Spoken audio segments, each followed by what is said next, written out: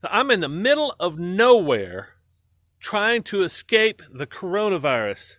And the only way I figured I could do that is to load up my bike with as much toilet paper as I can find and carry and go live with the Indians until this coronavirus thing passes over. If you want to find out what I'm really up to, stick around.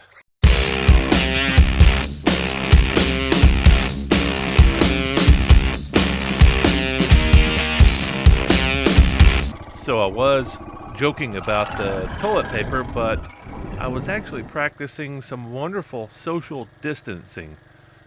It was not for my fear of the coronavirus or the epidemic, but I just needed to get out in the woods, and it was a pretty good weekend. I left on the 13th, Friday the 13th, pretty funny, to go exploring, searching for a couple of Indian villages and a ghost town, and I found all three. But this video is not about my ghost town project. This is about the camping that I did while I was out there, and I went up into a section of the Talladega National Forest that I haven't ridden in probably 30 years. I grew up in Tuscaloosa, which is pretty close by, and this is the southwestern section of Talladega National Forest. If you don't know, Talladega is split up into two sections, and this is the Cahaba River right here.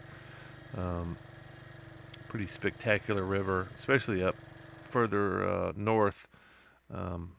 Some amazing shoals that it rolls across, and has a bloom in the spring with a flower called the Cahaba lily. It's just amazing, these beautiful white lilies that pop up in the middle of the river on these shoals up north. Anyway, as I was saying, the Talladega is split up into two sections, and this is the one that most everybody rides on planet Earth, and this one is pretty much dominated by hunters. Since it's not hunting season, I figured it was a good time to get out there and explore some of the places that I haven't been. And the roads turned out, some of the roads I rode on I've never ridden before. But it was really nice to get back out in the woods, and I was really shocked at how well these forest roads were kept. Even though it had been raining, it's probably been raining 80% of the time in the last month. Probably the last 45 days it's been raining, 8 days out of 10, it seems like. Seems like one week it just rained. It rained straight the whole week, and not a whole lot of torrential downpours. A few of those, but most of the time it was just raining daily. Rain. But it was good to see how well these forest roads, and some of them were very, very fast roads. You could get up, I think I got up to 70 plus miles an hour on some of these things. They're just so smooth and well taken care of. The only bad spots were some of the uphill, downhill sections. You start spinning your tires on gravel, and you shoot the gravel off the road. I took several turns like this that weren't fenced off, or that were fenced and they had gates, but the gates were open. And here's one of the a marker. There was a couple of markers out there for churches for some reason. I just found that odd that the Forest Service or somebody is memorializing the churches. Maybe it's a way of marking the community. You don't typically see that anywhere outside of the National Forest, so maybe that was some funds from the federal government to replace the decaying churches. There was actually a church out here, and I'll show you that later on in the video. There was actually a church out here that still standing and looks like it may actually be used. Had a couple of air conditioners in the window, oddly. I think it's just an old church. That church may have been 150 years old. I don't know. But there's no power lines coming to it. Seems like I saw outhouses too, which I thought was really interesting. Churches with outhouse. But it looks, modernized church, 2 window unit air conditioners. So I'm assuming that whenever they have a service there, which may be very rare, whenever they have a service, they bring in a generator and run the air conditioners. That's my only guess. I probably should have circled around back just to see where they plug in their generator. Anyway, like I said, lots of good riding out here. I would highly encourage anybody that's interested in exploring the Oakmulgee section of the Talladega. There's the Shoal Creek section, which most everybody is familiar with. That's the northeastern section, and then the one down below Tuscaloosa is Oakmulgee. Did a lot of riding. I found a spot that I think is pretty good section. It's relatively open. It has a mix of hardwoods and pines. I like camping in between hardwoods. Pines in this part of the country are pretty thin most of the time, and pines don't make good firewood. So I like hardwoods. I like the oaks. Not only for firewood, but for swinging in between in my hammock. I thought I was going to go explore a little bit further just to make sure. I do this a lot. I go, find my spot, and then I go, no, that was a good spot. And that's what I did this time. I just decided that that was probably the best spot. And it'd been raining a good part of the day, and I didn't want to risk becoming soaked. I wasn't wearing all my rain gear, and I didn't really want to put it all on because it was a little bit steamy, but I figured this was a good spot to explore, and that's what I did. I turned around and kind of walked around just to see what kind of lay of the land was, but I noticed as soon as I turned off the bike that my kickstand was not holding.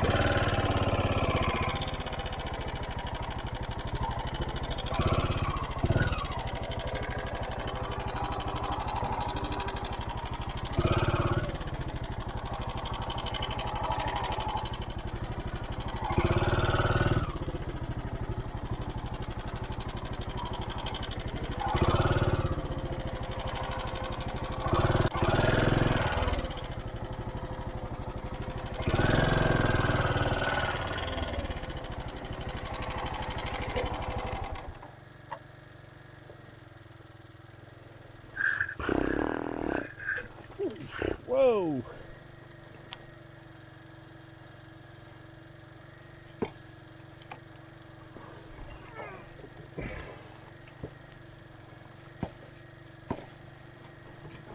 Wow!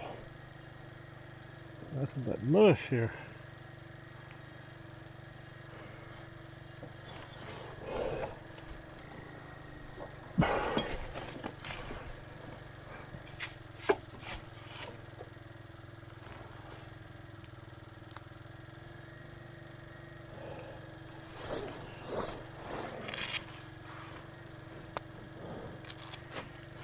So I made a video about hammock camping. Well, actually, I think I made a couple of them. I don't remember.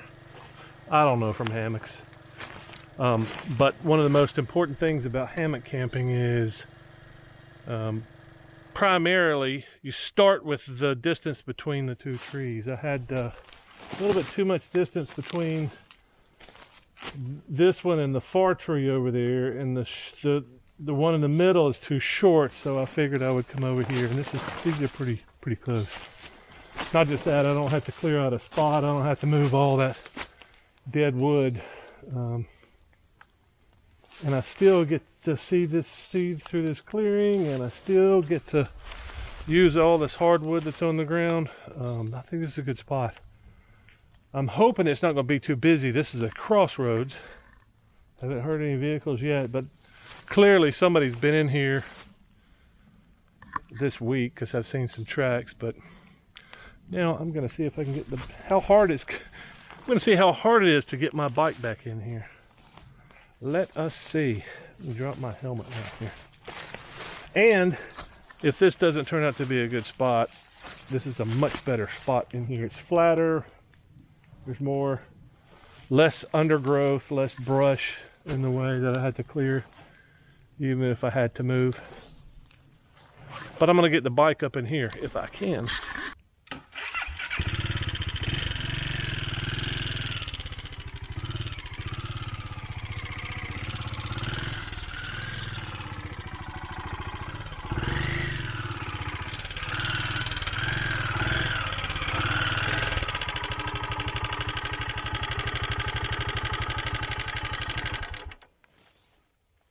Let's see if this mush over here will hold my bike up any better than the one over there. Because it almost went down. It was just like putting it in gravy. Yeah, it's kind of mushy over here too. I don't have a whole lot of choices over here. I moved it a couple of feet over there and it seemed to work a little bit better. Wow, everything's just mush over here. Alright, so I need to find something substantial to put my kickstand on, apparently. If I move it up just a little bit, it might not be quite as bad.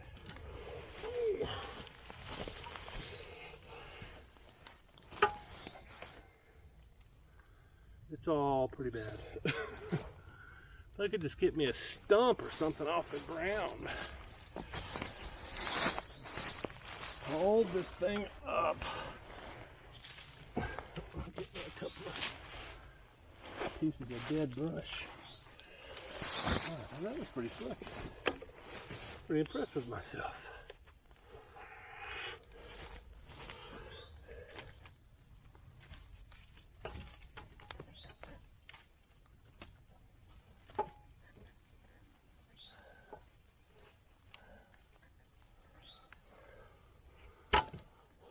Alright, so it's standing up by itself. So people look at these old leather saddlebags I've had for, I don't know, 15 years. Yeah, I've had these old leather saddlebags for 15 years. I've had them on 4 different bikes, I think. 3 different bikes. At least 3 different bikes. I can't remember. But yeah, people don't think that they're serious because they look like, they look like something that would go on an old cruiser, and that's actually what I bought them for.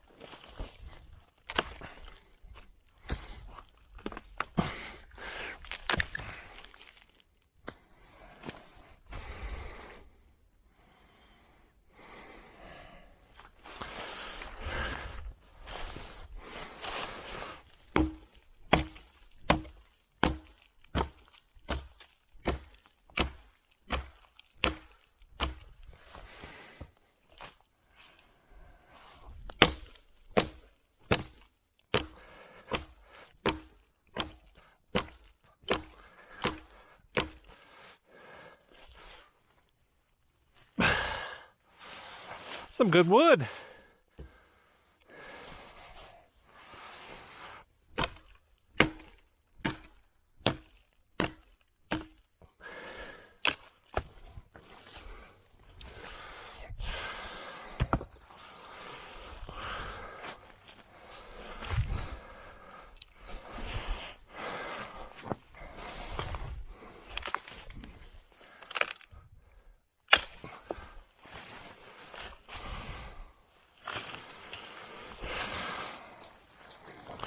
So this is why I like to camp in the hardwoods. If you don't simply need a fire for warmth, need a fire to cook with. But if you're cooking with pine, that pine sap gets all over everything. You might as well be cooking with oil. It's just about as bad. Let me see what I can gather up without the axe.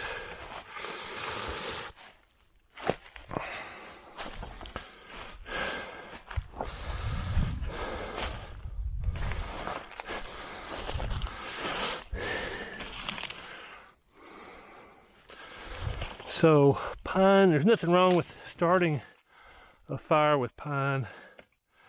Just you don't want to burn it for anything other than warmth, campfire, the ambiance, all that stuff. Especially if you got some nice camp stove, camp pots, pans, water boiling stuff. It will screw it all up. I mean, you're going to get carbon on your stuff anyway. Carbon washes off that sappy, sticky goo from a pine fire. That's why, same reason you're not supposed to burn pine in a fireplace, because you'll burn your house down. All that pine sap gets caught up in your flue, and at some point it's fuel, and at some point it's gonna catch on fire, burn your house down. Just a little bit of what for. I just looked at my watch. It's 6 o'clock, Friday the 13th, and I just realized, oh, it's a good thing I'm not superstitious.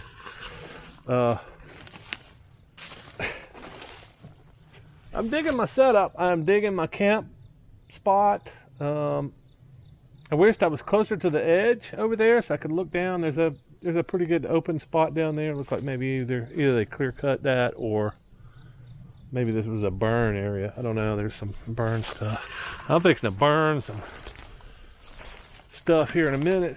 I want to cook. That's my instinct is to cook. But I'm peckish. I'm hungry. I'm a little bit dizzy. Probably because I'm dehydrated, but I haven't had anything to eat today. And I've been eating more than one meal a day, so I've kind of gotten used to it, I think. Not just that, I'm dropping a ton of weight. I've lost 24 pounds in like less than 3 weeks. I want to talk about what I'm doing on my diet health-wise, but I'm probably going to do that on another channel because I don't want to bore you. But if you're interested in what I'm doing, it's keto. It's nothing. It's actually keto fasting. It's a combination of keto and intermittent fasting with a day of fasting. Anyway, I don't want to go into a lot of detail, but I'll put a link up here on another channel. You can go watch that. Looks like the sun is going down. Man, I'm really kind of, I guess that is west. I don't know if you can see it, but that's the only light coming from anywhere, unless west is behind me and it's just reflecting off of the clouds or something. I don't know. I'm gonna maybe have me a few more pieces of jerky, a few more sips of whiskey, and then I may start cooking. Start to cool off. And I may have made a mistake. I had a sweater laid out with my pants, and I thought, okay, it may be cool tonight, but tomorrow it's going to be warm. I'm not going to want to even wear my winter rain jacket, much less a sweater, and I'm not going to have any place to put it, so I may have made a foolish. Well, I can always put my jacket on and crawl into the sack. I mean, if I'm cold. I guess that's what I was thinking. I can keep from freezing to death. I'm gonna have a underquilt under the thing. I'm gonna have a sleeping bag. I should be fine. It's just always, when it's cold, it's always good to have a sweater. And all I have is a t-shirt. I got long johns, so I'm gonna be comfortable downstairs, but this is all I have upstairs, other than my jacket and a sleeping bag. Anyway, I guess I'll start cooking here in a minute. You know, it's the second week of March. Shouldn't be any mosquitoes out. But by God, if there are mosquitoes out, I will find them. Rather, they will find me. So I knew of this, and I've been bit, but I think it's immature baby mosquitoes that are biting me. But I wanted to share a little technique for those of you who are like me, who get eaten up by mosquitoes. This is a little bit of deep woods off. I can't remember what it was, but I can't remember where I found this little bottle. But if you can find a little spray bottle to put on your tank bag, or even in your pocket, or like a spare pocket on your backpack or something, this just makes a world of difference. And you know, it's just a little spritz.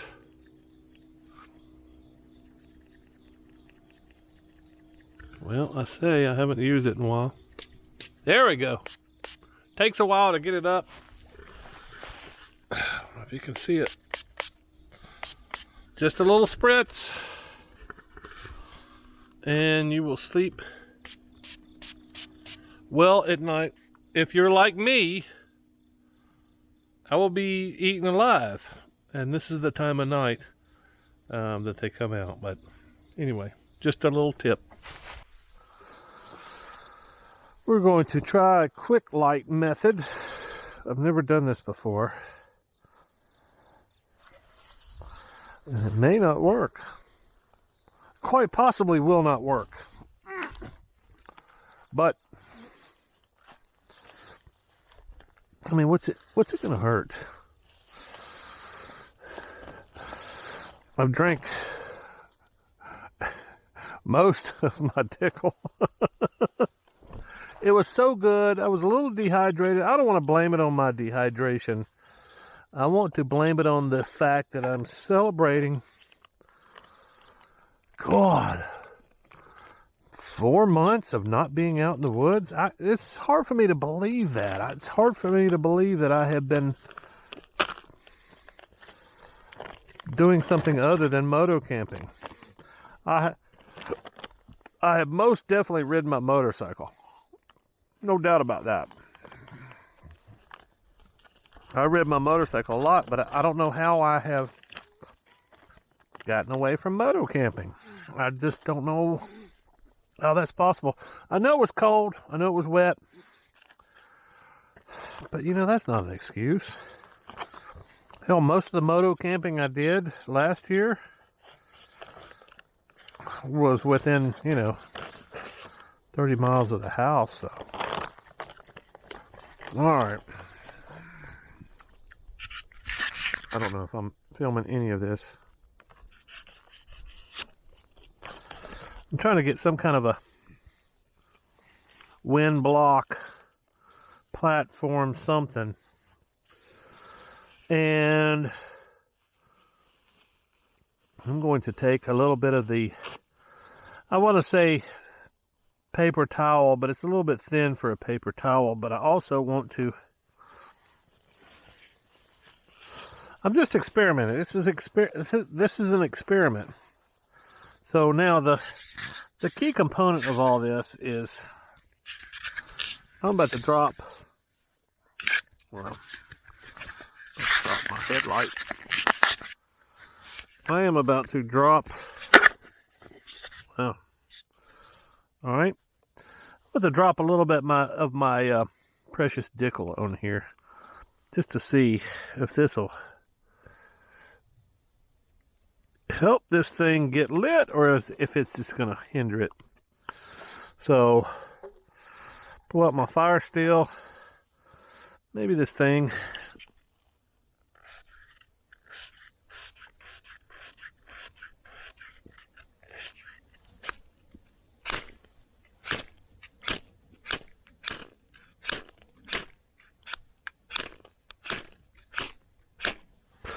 Yeah, it doesn't like the alcohol, I don't think. Maybe if I can get some of the alcohol to... That's why I was cutting the bag open. I was thinking maybe some of that alcohol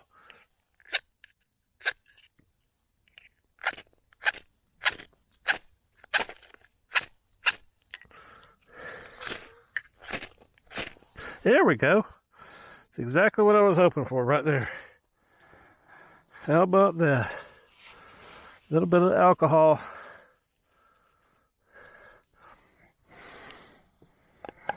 Flashed off. Yeah, now that was the quick and easy. Now I'm going to drown the fire with these wet leaves. Guaranteed!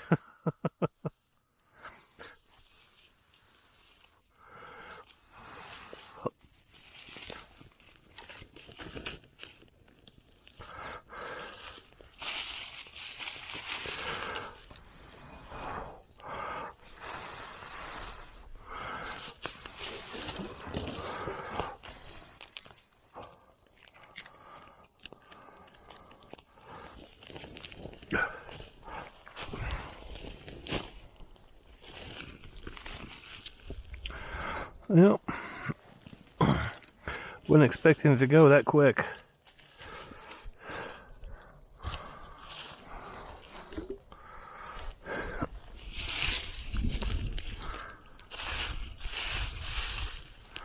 Oh, here comes a nice breeze just as we're getting our fire started. Let me get some of these gloves on so I can get into these.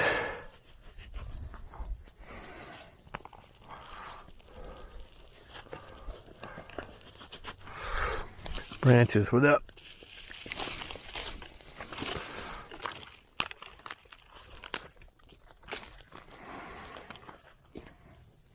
right, so we're gonna make some dinner. Let's see what we got here. We got I've never cooked quite like this, but since I'm doing keto, I need to do something a little bit more than camping type dinners, because those suck. Nothing but carbs. Most anything in a package is going to be carbs. So, as long as you realize that, everything's cool. So I got me some tin foil. I'm just going to do a kind of a Dutch oven kind of thing.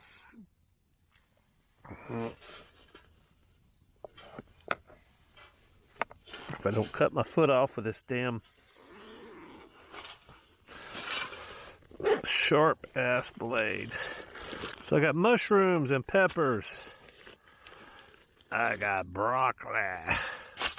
Got an onion. Woo!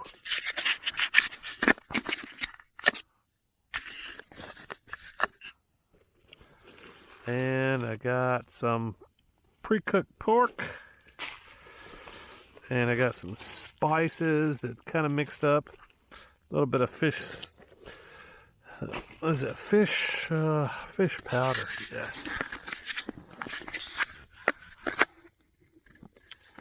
All right. So getting this thing all not cattywampus may be the biggest issue I have here. So I think the camera's pointing the right way. Got a little bit of spice there. So first thing first, I think I'm going to chop up some.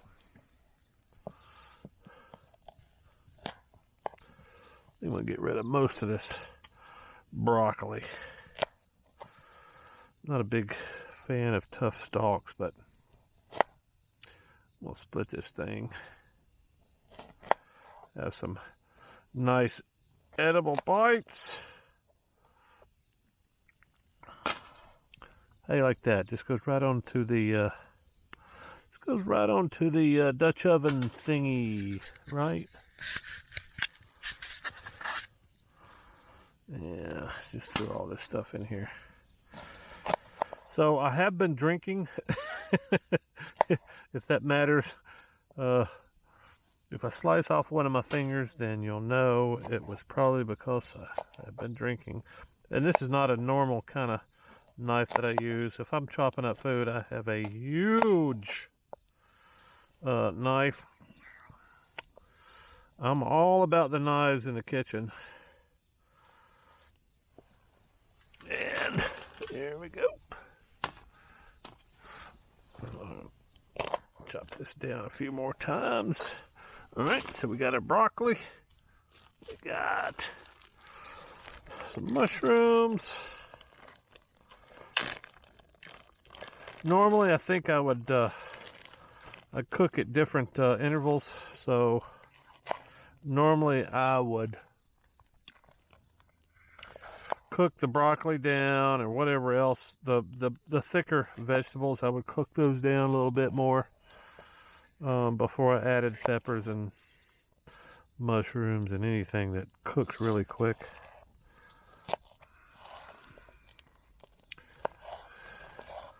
But everything's going in the same pile at the same time tonight, because I don't have a constant cooking temperature, and it's going to be hard for me to pay attention. I'm going to be mostly focused on making that fire, keeping that fire up, because nothing's really burning like you would think it would normally do.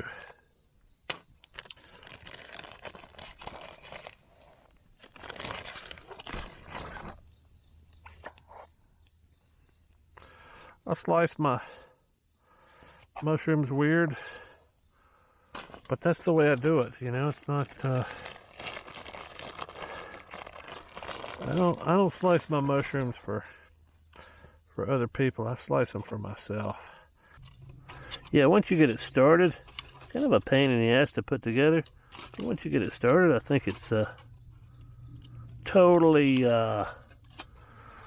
doable. I think maybe at some point you should wash these things off. And once you get it put together, you can tighten all the thingies down. So,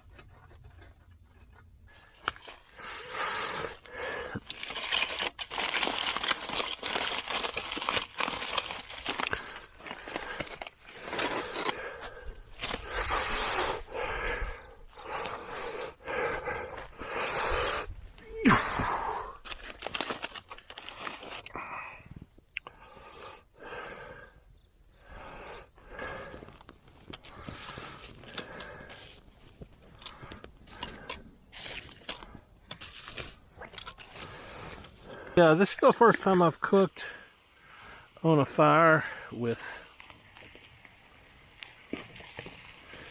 tinfoil on top of a grill. I'm thinking it's working pretty well so far, but not just that, I don't have to bring a big freaking skillet that is probably not going to work on my bike. But man, look at the steam coming off of there. That's pretty much all I'm looking for, just a little bit of steam. So I think what I'm going to do, now that I got all the fish powder and chili mixed in there, I think I'm going to throw my, wow, that smells so good. So I got pork, I got broccoli, I got onions, I got sweet peppers, a little bit of ginger,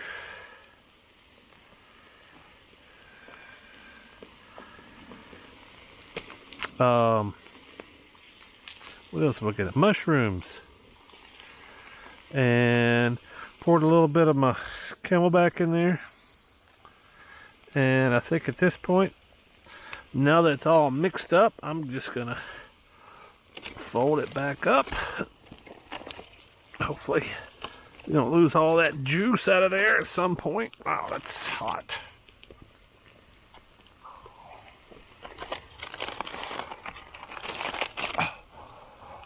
Yeah. This. So if you don't know about keto, keto is about getting off the carbs and getting on the fat. So it's a high fat diet, or replacing carbs with fat. So your calories need to come from fat, not carbs. Wow.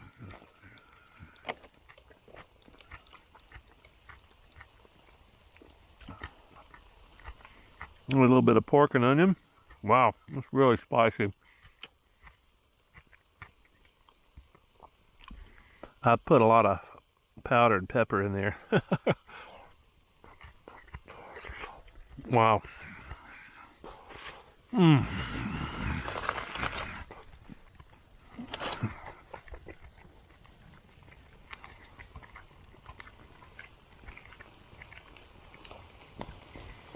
I think maybe in the future, mix everything up in one big Ziploc bag and dump it out in the thing before. It's boiling really well.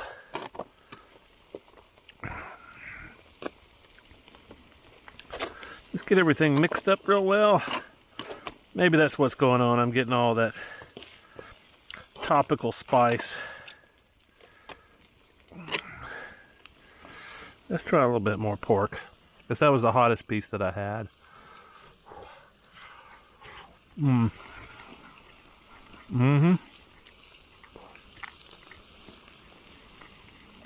I'm glad I put the tarp up, because it was a lot of dew last night, and the tarp is very damp. I think there was a few raindrops. I'm not sure what was falling, but it may have just been those little berries or whatever, that pollen or something. Something was falling on the tarp last night.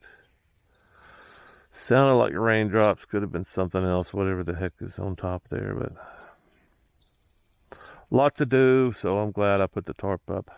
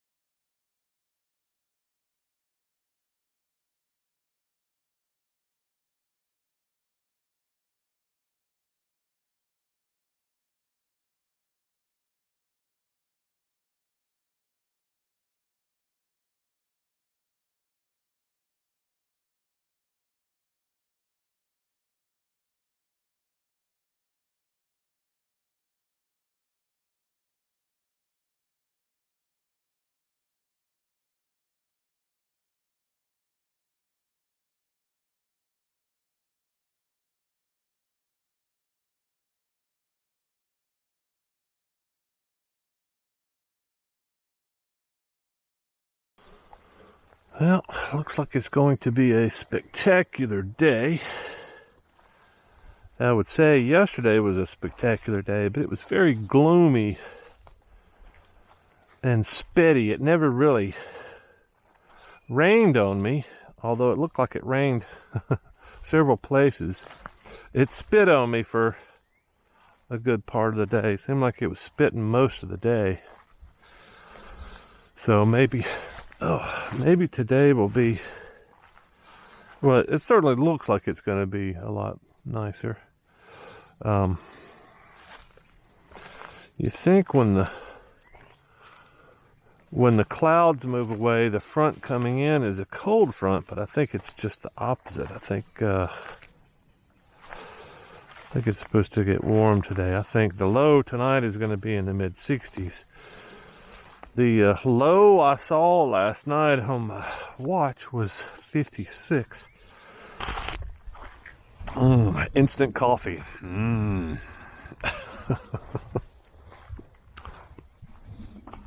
mean, it could be worse. I don't think I'm ever going to get to the point where I buy one of those little grinders. I don't think that's ever going to happen. So, it's just one more gadget to carry along on the trail or on the bike. I don't know. I could certainly see stepping up with some kind of a French press or something like that. And I guess if I made that big step, then might as well go all the way. I don't know, it just seems kind of silly. I love the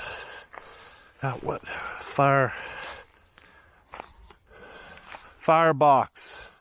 Firebox guy's got his own channel, does amazing, beautiful videos, and sells all his wares. That's his thing. He's not pushing anything on anybody. He's just, hey, I'm out here hiking in the woods with my dogs and my goats, and and I'm fishing. I think pretty much every video I've watched, he fishes, which is what drew me to the channel. But he catches fish and he cooks them in his really neat and interesting firebox supplies. I mean, apparently he makes everything. Anodized skillet. I would definitely be interested in that. But the main thing is it's a beautiful video.